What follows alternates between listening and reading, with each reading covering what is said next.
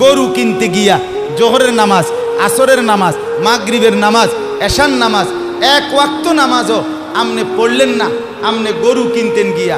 আবার কোরবানির দিন আড্ডি কোবাইতেন গিয়া আমনে জোহরও পড়লেন না, আসরও পড়লেন না, মাগরিবও পড়লেন না। আমনে যদি এরপরে আইসা এই মাইক দিয়েও কন আমি আল্লাহর জন্য কোরবানি দিছি, আমরা বুঝছি না কেন? আমরা সিরা খাই, আমরা সিরা খাই, হ্যাঁ আমরা অনন্য ভাত খাইছি, এই মাত্র ভাত খাইছি, আগে তো খাইছি, আজকেও তো এই বেশিক্ষণ হয়েছে না ভাত খাইছি। আমরা কি সিরা চাবাই আমি বুঝি না কথা বলে।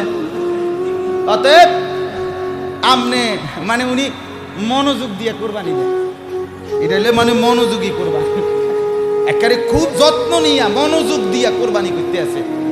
জোহর আসর মাগরিব এটি তো আইয়ে যায়, বোঝেন নাই কথাটা? এটি তো কত শনিবার কত রবিবারে কত জোহর কত আসর আইসে গেছে। আমি এই